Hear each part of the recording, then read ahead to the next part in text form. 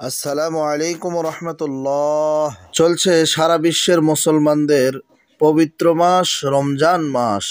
রমজান মাসের মাঝের 10 দিন যেহেতু মাগফিরাত বা ক্ষমা, সুতরাং এই 10 দিন আমাদের করণীয় হবে আল্লাহ পাকের কাছে বেশি বেশি ক্ষমা চাওয়া ও আল্লাহর বৈশিষ্ট্য অর্জন ও অধিকার নিজের মধ্যে আত্মস্থ করার চেষ্টা করা এবং আজীবন তার ধারক বাহক হয়ে তা দান করা বা বিতরণ করা তথা আল্লাহর গুণাবলী নিজের মাধ্যমে তার সৃষ্টির কাছে পৌঁছে দেওয়া।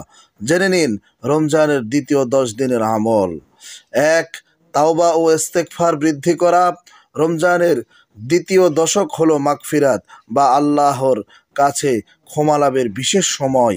এই সময়ে আমাদের উচিত আন্তরিকভাবে আল্লাহর কাছে তাওবা করা এবং গুনাহ থেকে মুক্তির জন্য তার দরবারে তাওবা করার পদ্ধতি: প্রথমে নিজের কৃত গুনাহ সম্পর্কে অনুতপ্ত হওয়া, সত্যিকারের মন থেকে আল্লাহর কাছে ক্ষমা চাওয়া, ভবিষ্যতে এই গুনাহ পুনরায় না করার দৃঢ় কল্পনা গ্রহণ করা।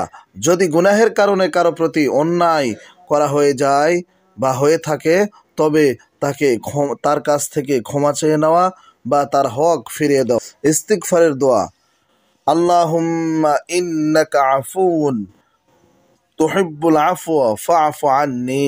অর্থ: হে আল্লাহ, তুমি অত্যন্ত ক্ষমাশীল ও তুমি ক্ষমা করতে ভালোবাসো, তাই আমাকে ক্ষমা করো। অন্য একটা ইস্তেগফারের দোয়া: আস্তাগফিরুল্লাহাল আযীম আস্তাগফিরুল্লাহাল্লাযী লা ইলাহা ইল্লা হুয়াল হাইয়ুল কাইয়্যুম ওয়া আতুবু ইলাইহি।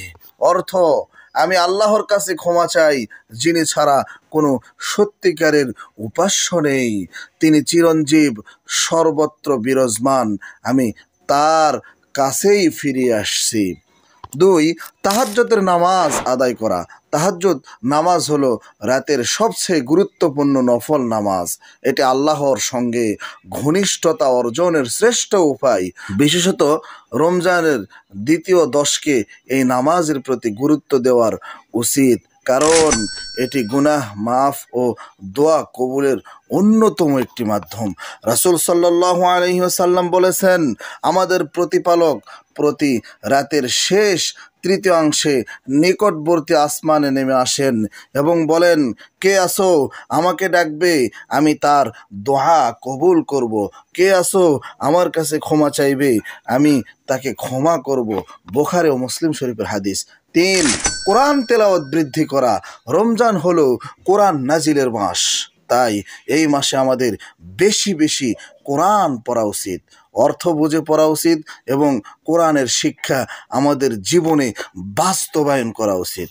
কোরআন তেলাওয়াতের কিছু গুরুত্বপূর্ণ দিক: প্রতিদিন নির্দিষ্ট পরিমাণ কোরআন তেলাওয়াত করা, কোরআনের অর্থ ও ব্যাখ্যা বোঝার চেষ্টা করা, কোরআনের নির্দেশনা অনুযায়ী জীবন গঠনের চেষ্টা করা, তেলাওয়াতের পর কোরআনের দোয়া ও জিকির করা।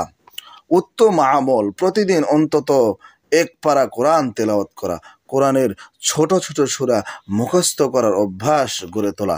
4. দোয়া ও জিকির করা।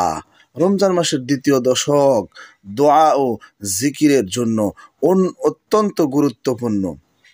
যেহেতু এটি মাগফিরাতের সময়, তাই এই সময় বেশি বেশি দোয়া করলে আল্লাহ আমাদের গুনাহ মাফ করে দিবেন, আমাদেরকে ক্ষমা করে দিবেন। সুবহানাল্লাহ।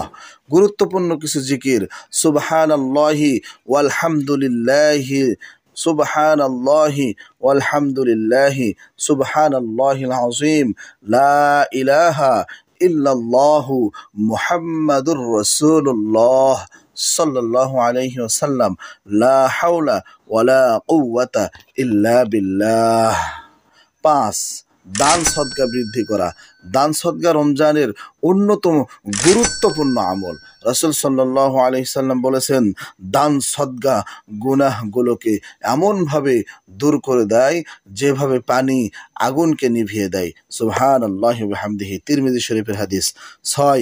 গুনাহ থেকে বেঁচে থাকা।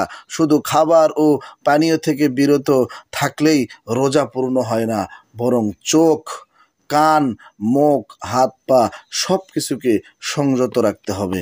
রাসূল সাল্লাল্লাহু আলাইহি সাল্লাম বলেছেন, যে ব্যক্তি মিথ্যা কথা বলা ও সে অনুযায়ী কাজ করা পরিত্যাগ করল না, তার পানাহার ত্যাগ করাই আল্লাহর কোনো দরকার নেই।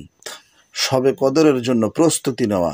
রমজানের শেষ দশকের মধ্যে লাইলাতুল কদর অর্থাৎ শবে কদর রয়েছে, যা হাজার মাসের চেয়ে উত্তম। তাই দ্বিতীয় দশক থেকেই শবে কদরের জন্য প্রস্তুতি নেওয়া দরকার। কিভাবে প্রস্তুতি নেবেন?